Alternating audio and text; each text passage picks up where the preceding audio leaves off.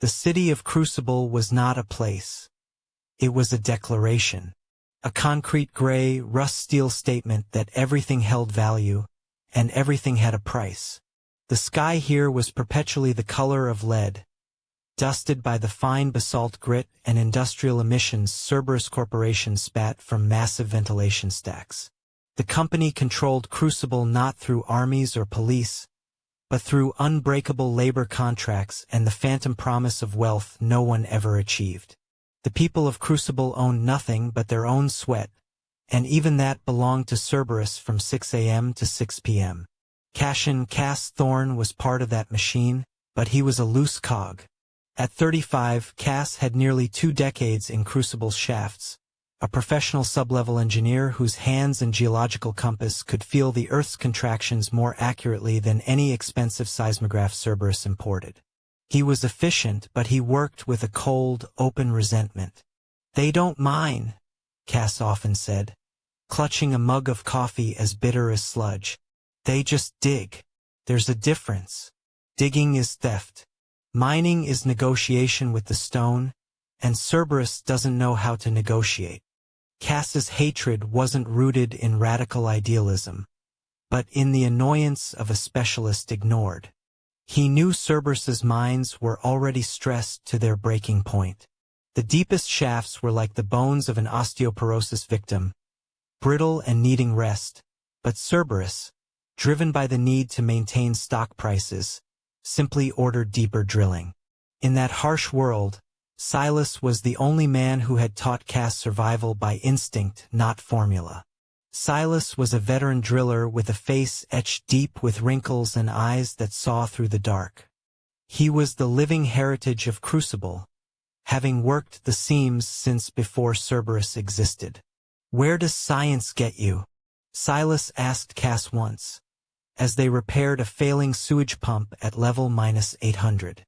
"It tells me why the mine collapses," Cass replied, wiping sweat. Silas gave a dry, grinding laugh.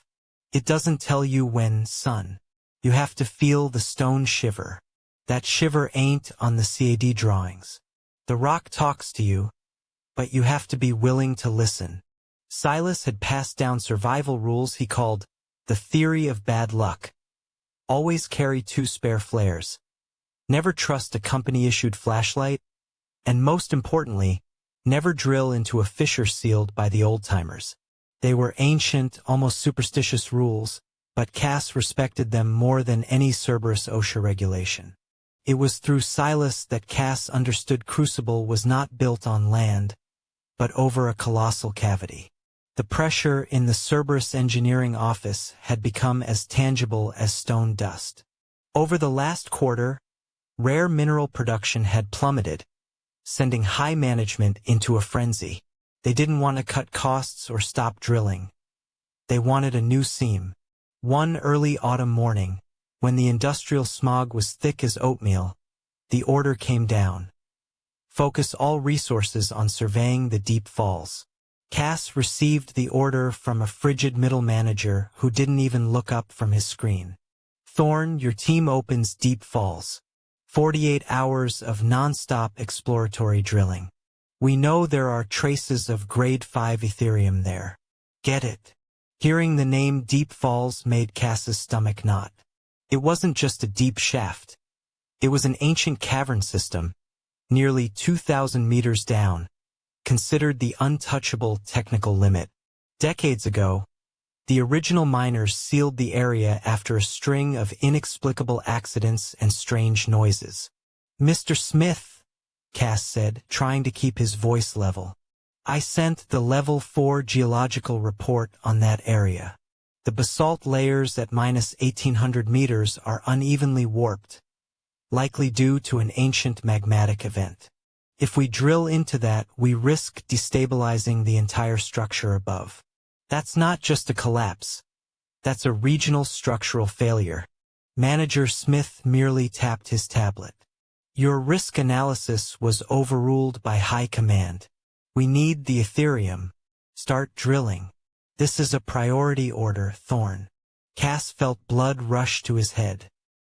He turned to Silas, who was leaning against the door frame, his face heavy. Silas didn't speak, but his slow nod confirmed Cass's fear. Cerberus had staked their lives on a geological zone the rock itself wanted kept secret. For 2 days, Cass tried to stall. He cited missing supplies, drill malfunctions, and even faulty ventilation. But the pressure from Cerberus was relentless. The night before the assignment, Cass fell ill. It was no common cold. As he prepared the drilling gear, a severe chill struck, followed by a burning fever that left his skin hot as coals. His head pounded, and his heart rate was so erratic he could barely stand. Maybe it was stress, maybe the toxic air of the deep levels, but it left him totally unable to go down. "I can't go," Cass choked out to Silas, leaning against the cold iron wall, guilty and furious at his body's weakness at this crucial time. "You have to delay. Tell them the pressure drill failed. Whatever you do, don't touch deep falls." Silas stared at him with unblinking eyes that seemed to hold all the weariness and understanding of Crucible. "They won't accept a delay," Silas said. He lifted his battered hard hat, adjusting the lamp. "You know that, Cass. If we don't go, they'll send another team. Fresh kids who don't know what not to drill. At least I know how to drill clean." Silas pulled an old G-Shock watch from his coat pocket, its plastic casing worn down to the metal. It was his inseparable companion. He placed it in Cass's palm. "Keep it," Silas said. "Never trust Cerberus's timing. When you're well, check the vibration meters at the entrance. Whatever happens, you need to know the truth." "Silas, don't go. At least take the backup team," Cass pleaded, but he knew it was pointless. Cerberus had mandated a small team, fast and easily contained if things went wrong. Silas gave him a half-smile. He tightened his equipment harness. "I'll call you when I stabilize the pressure." Cass watched Silas, the veteran miner who had taught him everything, walk away. Silas's shadow, illuminated by the lamp on his hat, swallowed the darkness of the main shaft. He carried the drilling equipment, the standard Cerberus comms gear, which they both knew was useless at that depth, and the wisdom of hundreds of shifts underground. Then Silas stepped into the cage elevator. The heavy door clanged shut, cutting off the last light. Cass stood there, feverish and dizzy, unable to pull his eyes from the depth indicator panel. The numbers blinked down. -1,500 meters, -1,650 meters. The moment the elevator hit -1,820 meters, just before reaching the Deep Falls survey point, all indicator lights flashed a brilliant red. The comm screen went gray. A massive, dry crack ripped through the sublevels, followed by the deep hum of severed cables. All contact with the shaft was lost. In his fever and panic, Cass knew his warnings had been true. But the cold feeling that ran down his spine wasn't just technical failure. It was something far more dreadfully wrong. Silas was gone. And Cass knew, with the intuition of a miner taught by the departed, that the death was far from simple. Cerberus moved swiftly to orchestrate the disappearance, holding a perfunctory memorial and blaming a routine collapse to protect their stock reputation. Refusing to believe the corporate whitewash, Cass secretly returned to the quarantined area. He bypassed the sealed barriers, using his expertise to infiltrate the supposedly cemented-off shaft. Cass didn't just find Silas's old G-Shock watch, a symbol of his unwavering precision. He found a severed forearm bone. The bone wasn't crushed or gnawed. It had been horrifyingly cleaned, perfectly smoothed down to the slippery cartilage, without a single trace of blood or muscle tissue. This discovery confirmed Cass's deepest fear. Silas was not the victim of a cave-in, but the victim of something worse, something beyond scientific understanding. Carrying spare explosives, a pressure drill, and a cold resolve for vengeance, Cass descended further into the collapsed shaft. The deeper he went, the more supernatural the environment became. He noted the air was abnormally compressed and heard a continuous, low-frequency thrumming emanating from the deep earth, like the massive heartbeat of the planet. The basalt walls were no longer natural stone but appeared organically corroded and carved, as if melted and reshaped by a living instrument. Cass discovered animal carcasses stripped similarly to Silas's arm, confirming that the entity did not feed on flesh, but absorbed or drained living matter. The tunnel led into a colossal cavern, where the thrumming became a resonating wave, and Cass began to feel pressure weighing down on his mind. At the core of Deep Falls, Cass confronted the anchor entity. It was a massive, pale, muscle-bound mass, slowly crawling across the basalt floor, emitting psychic pressure waves. Commands that were not language echoed in Cass's skull. Open, drain, anchor. He realized this was a cosmic threat, impossible to kill with conventional tools. In a moment of desperation, Cass recalled Silas's counsel on the mine's natural structural weakness, and the precise location of high-pressure drilling fuel drums Cerberus had abandoned. Cass activated the leakage system, pumping pressurized fuel into the ancient fissures surrounding the entity. As the creature advanced, Cass, using his last measure of strength, hurled the military-grade flare Silas had always advised carrying into the gas mixture. The resulting explosion created a deliberate and catastrophic seismic collapse, sealing the entire area and burying or imprisoning the anchor entity, leaving Cass severely wounded but alive.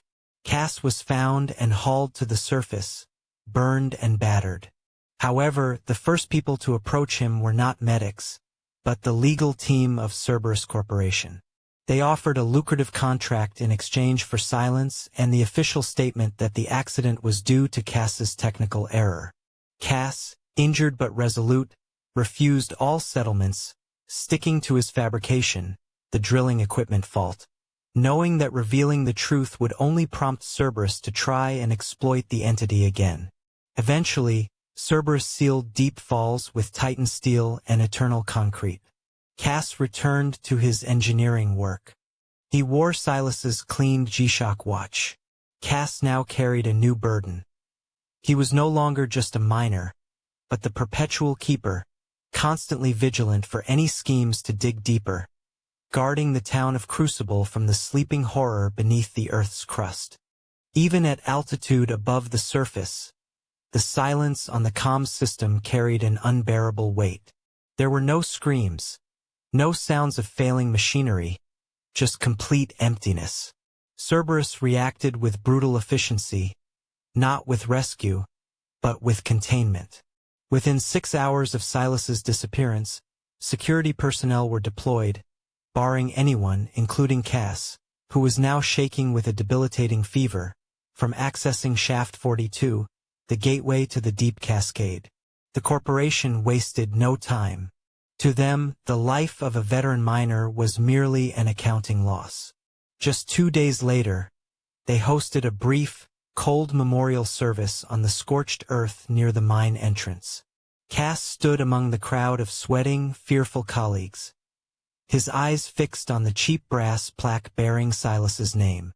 The regional executive, a man named Vector in an expensive suit but with a face pale from market stress, stood on a makeshift podium and read a carefully crafted eulogy. Vector spoke of sacrifice and courage, concluding by blaming an unforeseeable geological event and the necessity to continue the work to honor Silas's dedication. It was a classic collapse, Vector declared with a cruel smirk as local reporters' flashbulbs popped.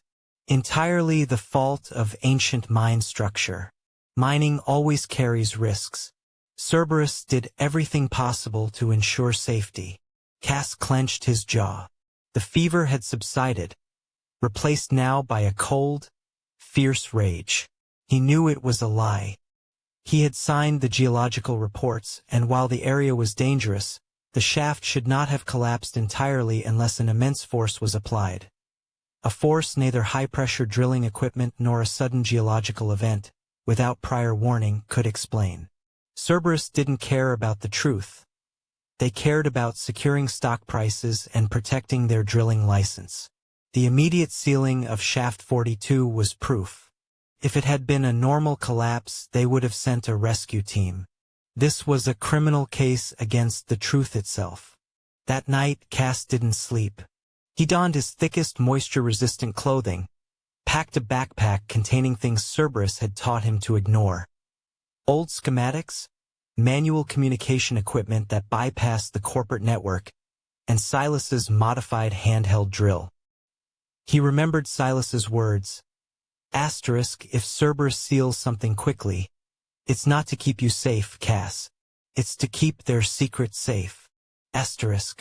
Cass knew Crucible's security system, a lazy network of cameras and motion sensors. He avoided the main sealed area. Instead, he used the old mine schematics, looking for a forgotten ventilation shaft dating back to pre-Cerberus days.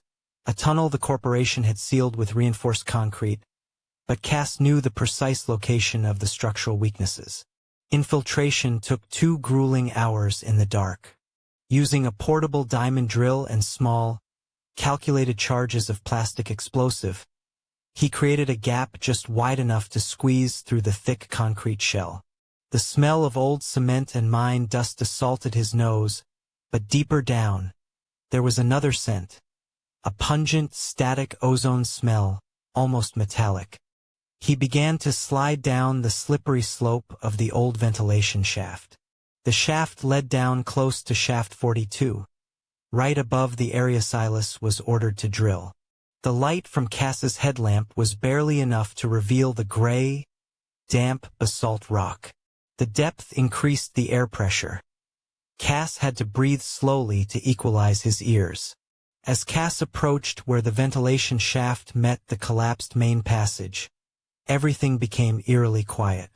Cerberus had pumped reactive cement into the main cracks, creating a zone of dead silence. But Cass noticed something wrong. There was no smell of a mine collapse. A typical collapse produced the smell of metal, dirt, and cloying, thick blood.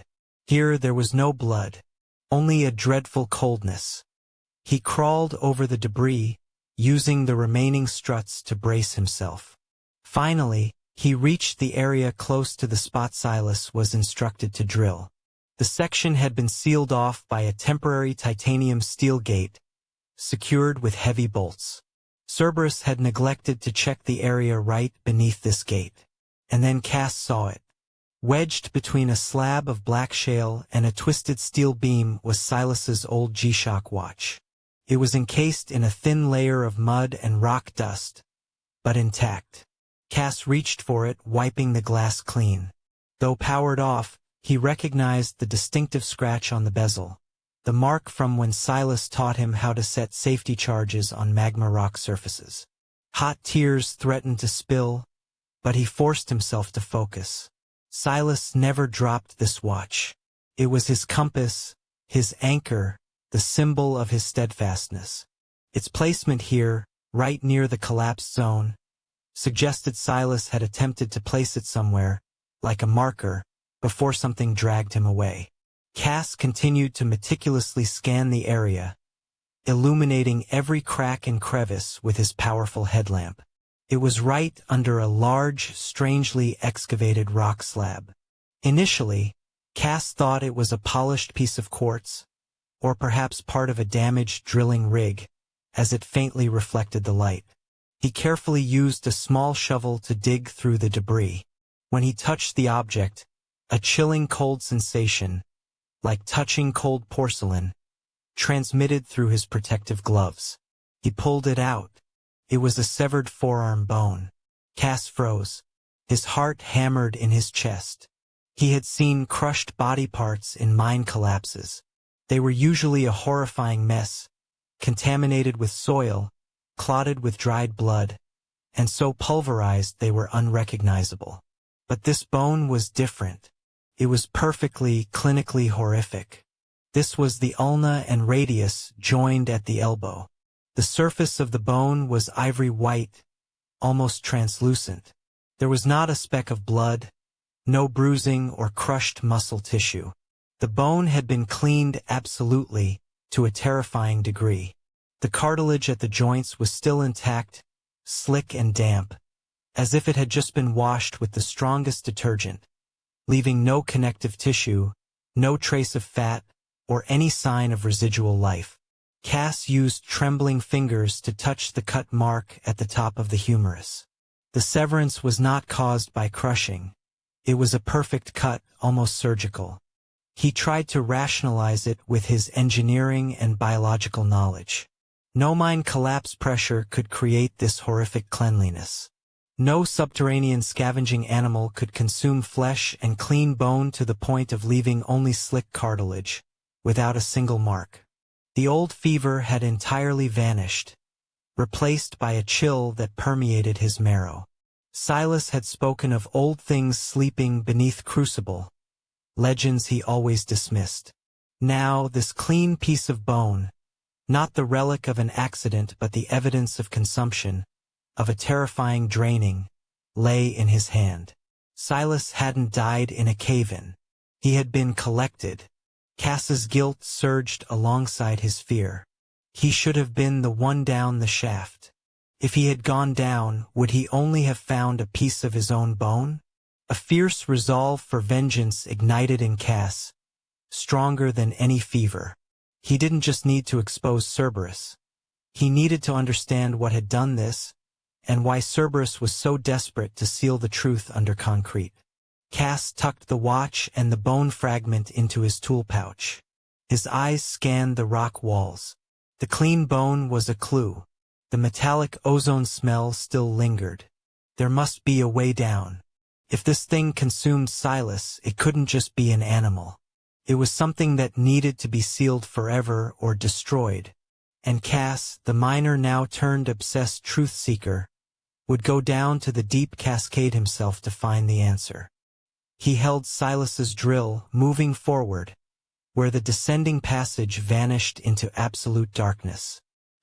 Carrying spare explosives, pressure drilling equipment, and a thirst for vengeance, Cass began to delve deeper into the collapsed shaft. He was no longer searching for a cave-in. He was following the trail of a predator. He used a specialized explosive mixture to widen the smallest cracks that Cerberus had failed to seal in time. As Cass breached the layers of concrete and steel, he entered a geological zone that no map had ever recorded. The deeper he went, the more supernatural the environment became. Although he was moving further into the earth, Cass noticed the air was abnormally compressed. It was thick, making breathing difficult, like breathing at high altitude but feeling pressure from every direction. His pressure gauge spun wildly. Then he heard it, a continuous low-frequency thrumming emanating from the depths. It wasn't the sound of machinery or shifting rock. It was a rhythmic, profound beat that resonated through Cass's bones. It felt like the gigantic heartbeat of the planet, or the resonance of a massive physical object in operation, something being filled or being drained. As he moved deeper, the thrumming became clearer, and Cass noticed alarming changes in the basalt walls themselves. They were no longer rough, natural rock. The rock surface looked organically eroded and carved. Swirling patterns, deep grooves, and strange indentations snaked along the walls, as if they had been melted and reshaped by a living tool, or formed by a heavy, conscious fluid. Cass shone his light on the details. These carvings were not fossils, nor were they the result of water erosion. They were intentionally arranged patterns, forming a vein-like network running through the stone, all directed toward the epicenter of the thrumming. Then he found the animal remains. They were large mine rats, normally survivors in toxic environments. But they had died in twisted, desiccated poses. Similar to Silas's arm, these corpses were entirely devoid of flesh. There was no tearing from teeth or claws. Skin and muscle had vanished, leaving only clean, brittle skeletons. Clearly, this creature did not consume flesh in the traditional sense. It absorbed or drained living matter, leaving behind only hollow, dry bones. That explained the metallic ozone smell, a form of energy or supernatural chemical used in the draining process. Cass's warning had been ignored by Cerberus. Geological risk was not the issue. The issue was the thing living inside the geology. The tunnel finally opened, leading into a gigantic cavern, a vast, unexplored void. Here, the low-frequency thrumming became a powerful resonant wave, strong enough that Cass felt his skin vibrate. It wasn't just physical sound. It was a pressure on his eardrums, and more frighteningly, a pressure on his mind. Cass was forced to kneel, covering his ears. A rush of non-self images and emotions flooded his consciousness. A primitive sense of hunger, a craving for life, and an understanding that this place was not a cave, but a mooring hole, an energy nexus. His headlamp beam, absorbed by the endless darkness, struggled to illuminate the center of the space. There he saw something moving, very slowly. At the core of the deep cascade, amidst the resonance waves that nearly paralyzed him, Cass finally faced the anchor entity. It was not a monster of fairy tales. It had no eyes or fangs. It was a pale, muscular mass, slowly slithering across the basalt floor. It was larger than any of Cerberus's mining trucks.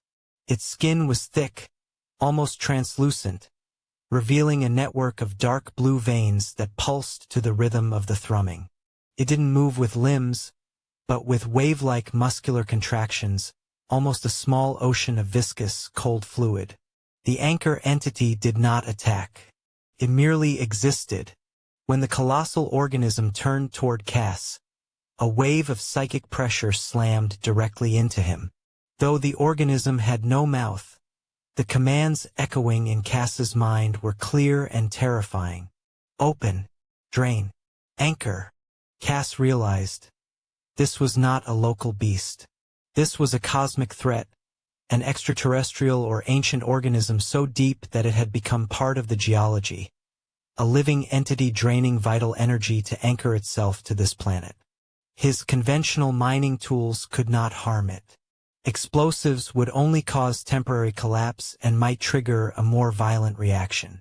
Cass had gone too deep, and this thing was why Cerberus had rushed to seal everything. They didn't fear the entity. They feared that others would discover it before they found a way to harness the infinite energy source the entity represented. In a moment of despair, as the entity began to slither slightly faster, emitting resonance waves aimed straight at his head, Cass remembered Silas's advice. Asterisk in the old holes, nothing is random, Cass. Everything has a natural structural weakness. Asterisk.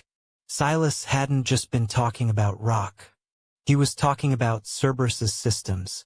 Cass recalled the precise location of the high-pressure drilling fuel tanks Cerberus had abandoned when sealing the mine. They were stored in maintenance bays a few dozen meters away, filled with highly volatile liquid hydrocarbons. He mustered the last of his strength to stand. Cass activated his emergency leak system, using the salvage drill rig to pump the high-pressure fuel into the ancient fissures surrounding the entity. He didn't need to drill the entity. He needed to drill the rock containing it. The liquid fuel quickly evaporated into compressed gas in the cavern's high-pressure air. The entity, drawn by the physical change, or perhaps the impending energy, moved closer to Cass. This pressure wave nearly knocked Cass unconscious. He knew he had only one chance. Cass pulled out a military flare recommended by Silas, an extremely hot type designed to burn through fog and blizzards. He had kept it as a keepsake. When the entity was just meters away, Cass aimed for the mixture of gas and vapor escaping from the fissures. He pulled the pin and tossed the flare. The small flame collided with the gas mixture. The explosion was not the bang of dynamite. It was a seismic conflagration, a sudden wall of fire. The immense heat of the high-pressure fuel combined with the compressed air created a deliberate and catastrophic seismic collapse. The ancient basalt rock, already organically weakened by the entity, cracked and gave way. The thrumming was cut short. Dust and rock flew everywhere. Cass was thrown backward, his ribs cracking from the pressure. He awoke just long enough to activate his emergency sealant system, ensuring the collapse would be permanent, sealing the entire area and burying or imprisoning the anchor entity beneath thousands of tons of rock. Severely injured, barely breathing, Cass began to crawl backward, instinctively heading toward the small breach he had created for infiltration. The rest of the escape was a painful blur. Cass was found and brought to the surface in a state of severe burns, trauma, and exhaustion. However, the first people to approach him were not medics, but the legal team and senior management of the Cerberus Corporation, led by Vector. "Engineer Thorne," Vector said, his voice sharp as a razor, without a hint of concern for Cass's health. "You breached security barriers. You caused immense property damage. And you triggered a controlled mine collapse." Cass lay on the stretcher, looking up at the manager's strained face. Vector presented a lucrative contract. No lawsuits, no investigation. Cerberus would provide a massive medical compensation package and a lifelong pension fund, enough for Cass never to have to work again. In return, Cass had to sign a statement. 1. He had trespassed without authorization. 2. The collapse was due to Cass's technical failure while attempting to use unauthorized explosives to search for a colleague's remains. 3. He was forbidden from ever speaking about anything he saw in the deep cascade. "This is the golden silence," Vector whispered. "Take the money, Cass, and forget." Cass, though his body was tortured, his mind remained resolute. He would not accept their settlement. He knew that revealing the truth about the entity would only make Cerberus try harder to drill back down, seeking to exploit the energy source the entity provided. "No deal required," Cass groaned, his voice hoarse. "It was the old pressure drilling equipment failure, Mr. Vector. The sensors failed. I was trying to get Silas out, and the rig overreacted." He stuck to his fabricated story, equipment failure. A lie Vector could accept, as it still blamed a technical incident rather than a cosmic threat. Ultimately, Cerberus decided to use the most aggressive tactic. They sealed the deep cascade with permanent titanium steel and reactive concrete. They built a superficial research facility over the area, ensuring no one could ever dig back down. Cass was treated, taking a long time to recover. He accepted nothing from Cerberus, and he returned to his engineering work, operating in safer, less lucrative mine sites. But he was changed. He wore Silas's cleaned G-Shock watch. In his wallet, he carried a chilling X-ray photo of the forearm bone fragment. Cass Thorne now bore a new burden. He was no longer just a miner, but the permanent sentinel. He was always vigilant, his sharp eyes sweeping over geological reports and Cerberus's movements. He knew the truth slept beneath Crucible, and he would ensure that no one, especially the greedy men in suits, could ever wake it again. He was the final wall protecting Crucible from the terrifying secret anchoring itself beneath the Earth's crust. The vastness of the Deepfall Grotto was deceptive. It was not merely a cavity. It was a cradle, holding the entity that was the source of all the subterranean agony. In the center, bathed in the sickly green deadlight radiating from the organic rock walls, the thing was visible. It defied easy classification. It wasn't a creature of flesh and blood, nor was it purely mineral. It was a convergence. A shimmering, colossal structure that seemed to be woven out of compressed shadow and light. Its base was anchored deeply into the core rock, branching outwards like the root system of a billion-year-old tree. Yet the surface pulsed slowly, rhythmically, the source of the bone-shattering thrumming. The object was easily 40 feet high, an obsidian spire latticed with veins of pure, unstable emerald light. And within those light veins, Cass saw them. Shadows of form, vague outlines that suggested movement, like organs working within a transparent shell. The psychic pressure intensified, twisting the air into something metallic and foul. It wasn't a coherent voice, but a wave of raw, predatory intellect that slammed into Cass's mind. "You intrude." The thought was cold, vast, and felt less like a warning and more like the shifting of tectonic plates. Asterisk, you are an anomaly. Brief. Insignificant. Asterisk. Cass fought the urge to vomit, planting his feet firmly in the slippery, bio-etched floor.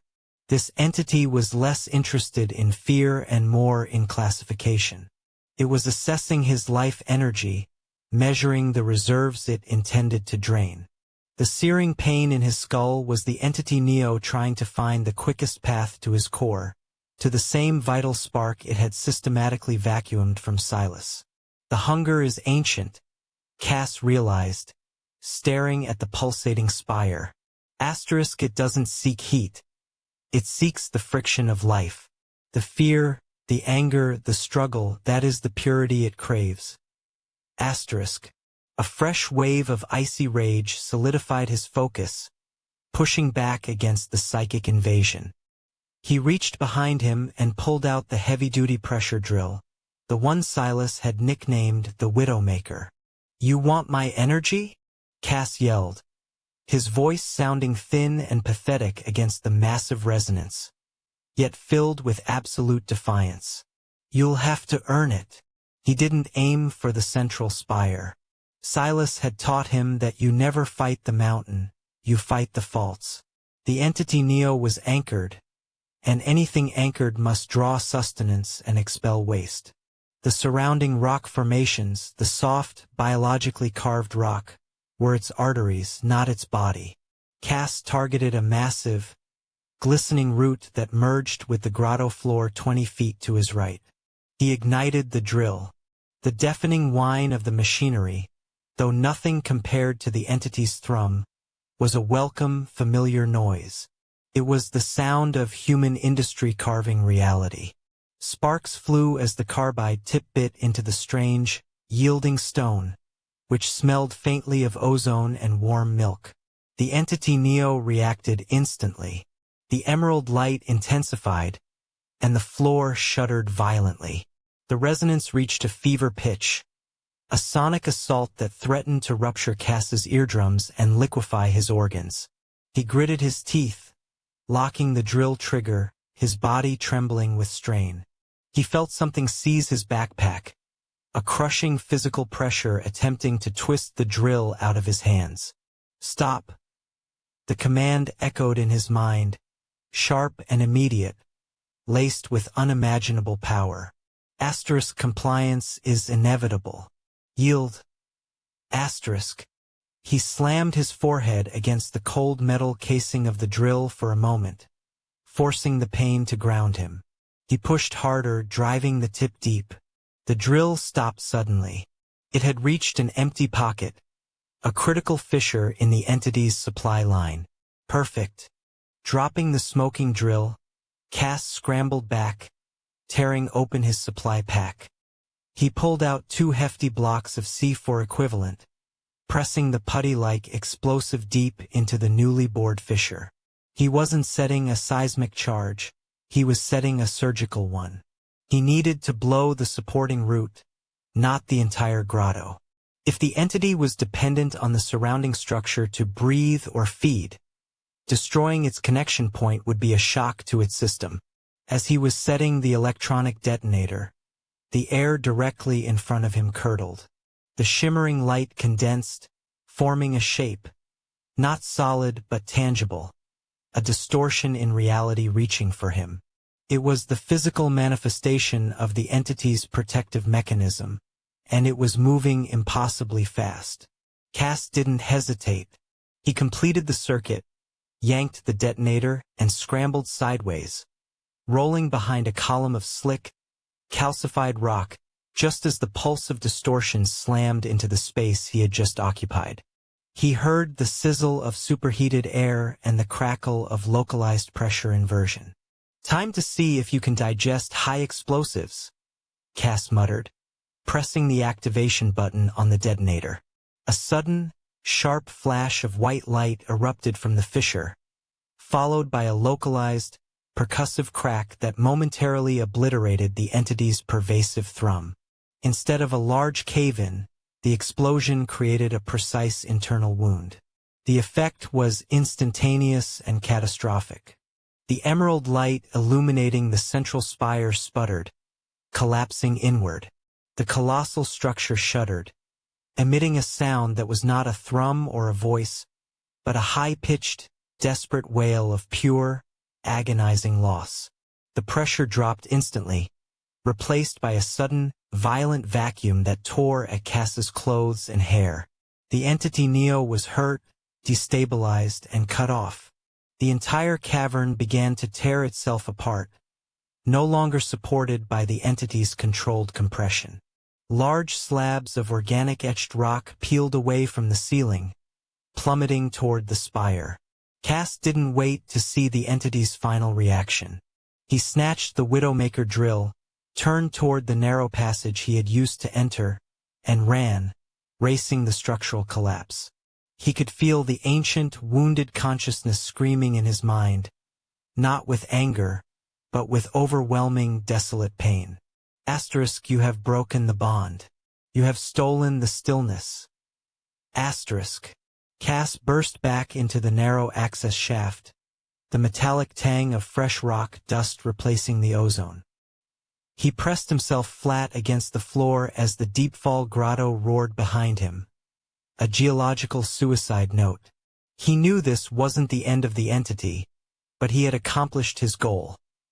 He had destroyed its immediate feed line, avenged Silas's consumption, and created an escape route.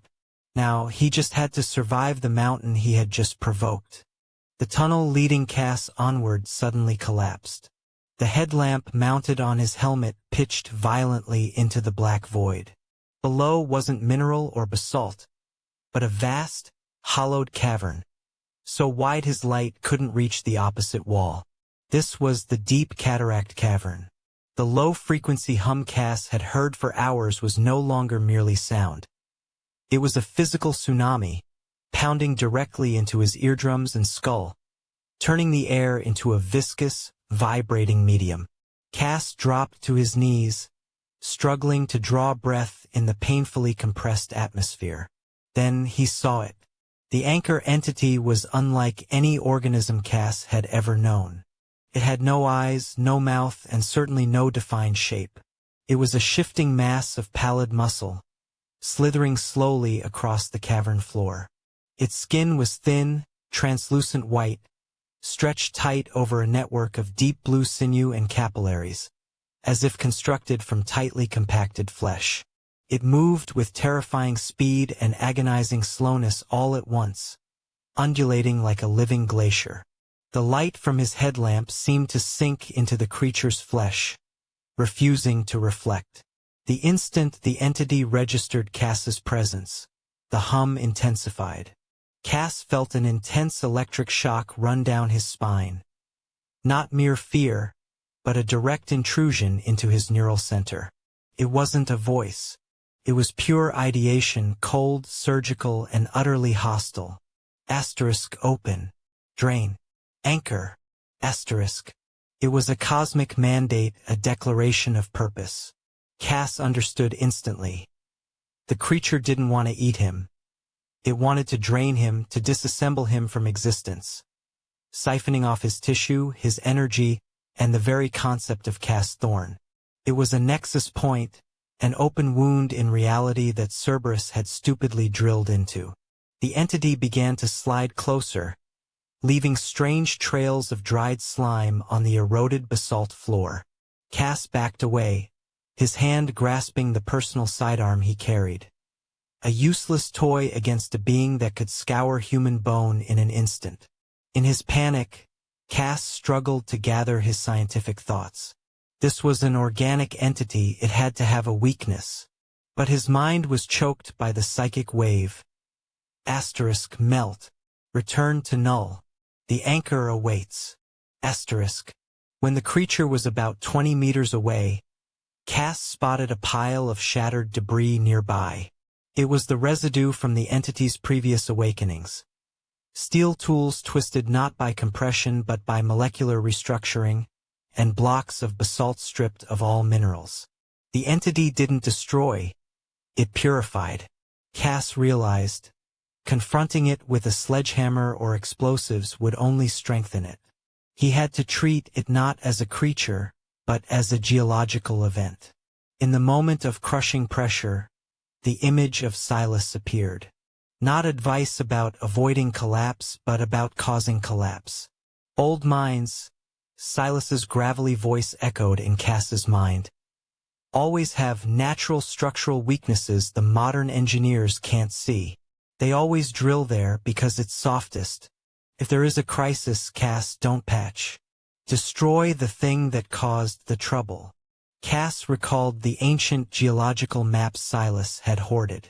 Though Cerberus had drilled here, the area sat atop an ancient spiral fault system, where natural mine shafts converged. More importantly, Cerberus had abandoned high-pressure drilling fuel canisters in the nearby Alpha 7 corridor. Extremely volatile chemicals and compressed gases, designed to bore through solid rock, but poorly stored. They had left them as expensive garbage. The entity was nearly upon him. The resonance wave was relentless, forcing blood into Cass's mouth. He had to act immediately. Cass flipped on his internal comms, knowing no one would hear, and spoke softly, almost prayerfully. Sorry, Silas. I have to use your method. He pulled out 2 reserve C4 charges, not to kill the entity, but to create a breach. He placed them against the wall just behind him, aiming for the juncture between the artificial corridor and the natural rock pocket. The breaching charge. The small but precise explosion tore through the wall, not causing a major cave-in, but enough to expose a neglected high-pressure fuel pipeline. Cass had identified his target. He had to inject that high-pressure fuel into the natural fault lines, turning the entire area into a geological time bomb. The entity paused, seemingly distracted by the sudden physical noise. It rotated its massive bulk toward the breach. Cass used his handheld pressure drill apparatus, clamping its pump head onto the exposed pipe. He activated the bleed system, pumping the entirety of the volatile liquid chemicals and compressed gas pressure into the smallest fissures of the substrata. The rock around the entity began to hiss. The fuel mixture injected into the brittle shale layers of the fault system. As the pressure mounted, the entity's hum changed. The psychic ideation shifted from mandate to fury, a wordless cosmic rage, because it felt its physical foundation threatened. The entity slid faster, now entirely focused on Cass. Asterisk stop. Anchored. Asterisk. Cass knew he had run out of time. The creature nearly filled his field of view, its pale flesh saturated with the stench of ammonia and rotten iron. He pulled from his utility pouch the customized military flare that Silas had given him years ago, with the instruction, "If everything is collapsing, use this to end it. It burns hotter and longer than anything Cerberus sells." Cass had done his work, creating an intensely flammable atmosphere, contained by pressure-stressed bedrock. All that was missing was the trigger. He pulled the pin.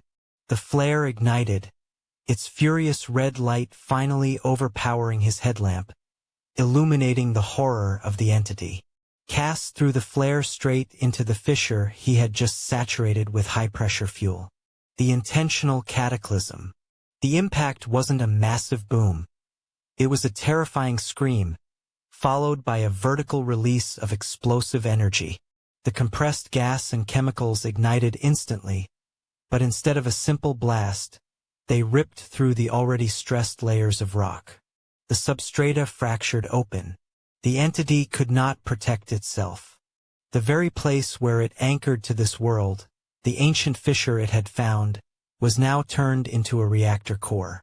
Its pale bulk shriveled, emitting a mind-shattering psychic screech, pure cosmic agony, which shattered Cass's protective visor. Cass was thrown backward. He felt the terrible heat melt the outer layer of his suit. Thousands of tons of rock, already weakened by Cerberus's drilling and assaulted by Cass's pressure mixture, began to fall. The anchor entity was buried. It wasn't dead, Cass knew. Nothing could kill it. But by destroying its nexus point and sealing it beneath an insurmountable mass of basalt, he had isolated it from the surface world. Cass lay amidst the wreckage, ribs fractured, bleeding from shrapnel and pressure wounds. Stone dust filled his lungs. He used the last of his strength to crawl back, away from the fissure that was now permanently sealed by its own collapse. There was no hum, only the deafening silence of a geological tomb. He had done it. He had used Cerberus's own greed and negligence to imprison the thing they had unleashed. Cass closed his eyes. He waited, hoping the search teams would find him before he succumbed to his injuries, or before the entity found a way to dig its way out. He had avenged Silas, not through killing, but by ensuring Crucible's worst secret would sleep once more. The sky above Crucible City was the color of unwashed slate, fitting for a place where everything had been sold off piece by piece, save the miners themselves. Cerberus Corporation ruled the sprawling gray sprawl, built on the brittle foundation of promises and the relentless drilling of unstable mine shafts. Here lived Cassian Thorne, a subterranean engineer whose skill was matched only by his public, festering contempt for the corporation that bled his city dry. Cass had learned the unforgiving science of the deep earth from Silas, an old-timer who had survived by adhering to rules that transcended mere engineering. A deep, intuitive respect for the stone.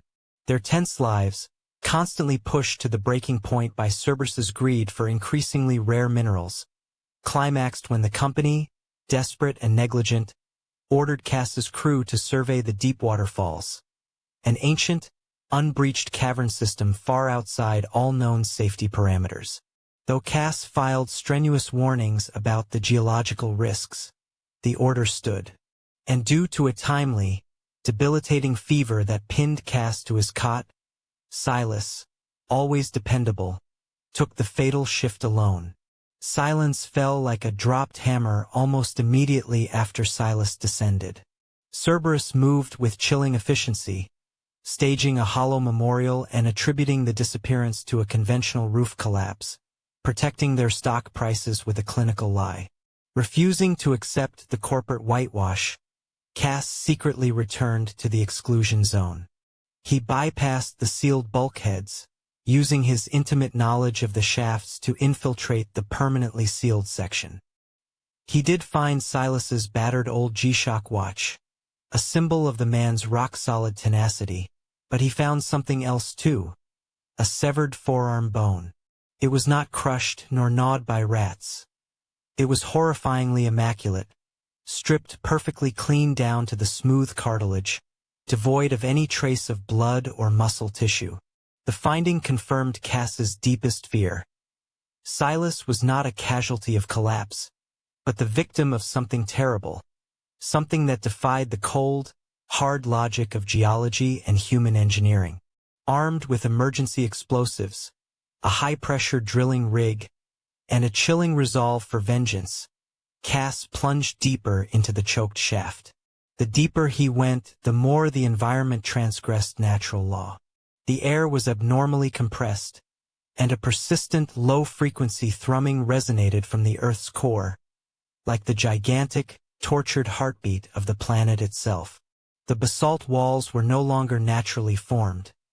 They appeared organically corroded and carved, as if melted and reshaped by some living tool. Cass discovered more skinned animal carcasses matching the state of Silas's arm, confirming that the entity wasn't feeding in the traditional sense, but absorbing or draining the living matter. The tunnel finally opened into an abyssal cavern where the thrumming became a deafening sonic wave, and Cass began to feel a heavy, suffocating pressure bearing down directly on his mind. At the very nucleus of Deepwater Falls, Cass confronted the anchor entity. It was a slow, pale mass of striated muscle that dragged itself across the basalt floor, emitting the resonant psychic waves. Commands echoed in Cass's mind, not language, but pure intent. Open, drain, anchor. He recognized it immediately as a cosmic threat, utterly impervious to conventional tools. In a moment of desperate clarity, Cass recalled Silas's lessons on the natural structural weaknesses of the ancient mine, and the precise location of Cerberus's abandoned high-pressure drilling fuel tanks. Cass triggered a leak, pumping the highly volatile fuel into the ancient fissures surrounding the entity's core. As the creature slowly advanced, Cass, summoning the last of his strength, hurled a military-grade flare, one of the tools Silas had always insisted he keep, into the gaseous mixture. The resulting explosion caused a catastrophic, intentional seismic collapse, burying or imprisoning the anchor entity and tearing Cass's body apart in the process, though somehow leaving him alive. The blast Cass orchestrated, though tactical, was an unimaginable geological catastrophe. The shockwave hurled him back up a side tunnel, where rock and concrete pinned him in the dark, making him one with the rubble. When Cerberus rescue teams finally found him, not hours but days later, they pulled out a man near death, suffering third-degree burns, fractured ribs, and silicosis of the lungs. Yet he was breathing. Astonishingly, the first people to reach him were not paramedics bearing morphine, but a black-suited security detail and a lawyer. This was Miss Thorne, a young, sharp woman with gold-rimmed glasses and eyes as cold and hard as the titanium alloy used to seal Deepwater Falls. She didn't ask about his health. She asked about the incident. Cass was moved to a VIP ward in a secretive Cerberus facility, not for recovery, but for confinement. Miss Thorne placed a stack of thick papers beside his foredrip. The contract was so lucrative it made his fever-blurred eyes squint. "Thorne?" Cass rasped, each syllable tearing at his throat. "Cassian, the corporation values your courage in searching for your colleague. But the truth must be managed," Miss Thorne stated, her voice as smooth and emotionless as a financial report. "Our stock took a heavy hit from the recent instability. We are offering a substantial sum, a discreet trust fund, enough that you and your descendants never need touch a drill again. In return, you will sign this statement." The statement was wrapped in dense legalese, but the core message was simple. Cass admitted that his use of overpressurized drilling equipment was unprofessional and exceeded Cerberus safety protocols, leading to the unforeseen collapse. Cass closed his eyes. He remembered Silas's horrible end, the cleanly stripped arm bone, and the horrific thrumming of the anchor entity. If he revealed the truth, if he spoke of an organism that absorbed organic matter and lay deep beneath the city, what would happen? Cerberus would not be afraid. They would see opportunity, a new energy source, a biological threat that could be weaponized. They would keep digging, and next time they would be prepared for it. The protection of Crucible City wasn't about destroying the monster. Cass knew that was impossible. It was about sealing it. And to keep it sealed, Cerberus had to believe they had sealed a catastrophic engineering mistake, not a cosmic treasure. Cass took a deep, painful breath, bottling his agony. "I did not overpressurize the drilling equipment." Miss Thorne frowned, the first hint of genuine frustration showing on her face. "I did use unauthorized explosives, yes?" Cass continued, his voice growing stronger. "But the initial collapse was caused by a failure in the Gamma 71 hydraulic drill unit. The axle nuts could not withstand the geothermal pressure at that depth. I warned maintenance about the cracked nuts 2 weeks prior. My explosion was a desperate attempt to stabilize the geology after the collapse had already begun, not the cause of it. It was the perfect lie. It blamed Cerberus for cheap equipment and maintenance failures, but made no mention of the anchor entity. It kept the cosmic horror buried beneath a thick layer of industrial negligence. The tense negotiation lasted 2 days. In the end, Cass took no money but forced Cerberus to accept his narrative. Equipment failure caused the collapse, and the explosion was a failed rescue attempt. Cerberus could not publicly blame Cass if it meant admitting to widespread equipment faults that could invite lawsuits and strikes. Following this grim, unofficial truce, Cerberus moved with astonishing speed. Deepwater Falls was not just sealed, it was eradicated. Hundreds of workers were brought in under heavy security detail.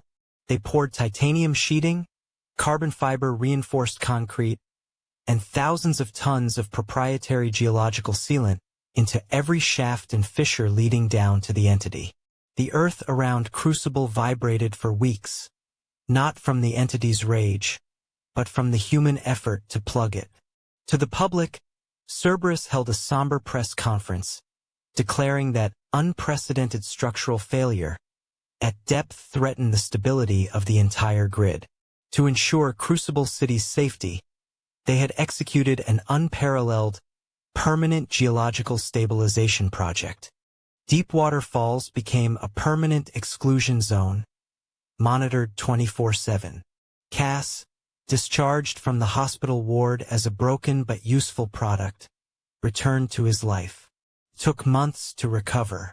The burns on his arms and back left gnarled scars that ached with every change in the weather, but they were nothing compared to the internal damage. He resumed work as an engineer, but his focus had fundamentally changed. He no longer cared about efficiency or output. Now, Cass was a mining engineer with one single terrifying mandate: oversight. He wore Silas's cleaned G-Shock watch. It had been sterilized, its tough plastic shell gleaming, devoid of any trace of soil. It was clean in a way that eerily recalled the perfect horror of that forearm bone. The watch was not a souvenir. It was a cold reminder of the terrible, perfect order a cosmic monstrosity could impose on living matter. Cass began spending all his free time studying the public and internal data he could still access. He learned to read seismic data like a soothsayer reads tea leaves. He tracked Cerberus's financial reports, not for signs of wealth, but for signs of excessive greed. If Cerberus started pumping unexplained money into deep physical research, or if they suddenly altered seismic monitoring protocols around Deepwater Falls, Cass would know. He became a shadow within his own company. He knew exactly which drilling projects were active, which had been rejected, and what tools were being purchased. He was a soldier without a uniform, fighting an unseen enemy and a corporation he could not kill. Every night, as Crucible settled into its ugly, gray neon glow, Cass stood on the roof of his dilapidated apartment, looking out at the towering barbed wire Cerberus had erected. Deep below, under miles of stone and titanium steel, the anchor entity slept or waited. Cassian Thorne could never leave Crucible. He had found what Cerberus was seeking, a mineral more precious than any rare earth metal. ***, a terrible secret ***, and he had chosen to keep it, to seal it, and to dedicate the rest of his life to ensuring no one, however ambitious or desperate, ever tried to dig it up again. He was the chief engineer of that eternal mine, the permanent watchman, tethered to an unknown mission, protecting humanity from the breath of the void waiting beneath the city's feet.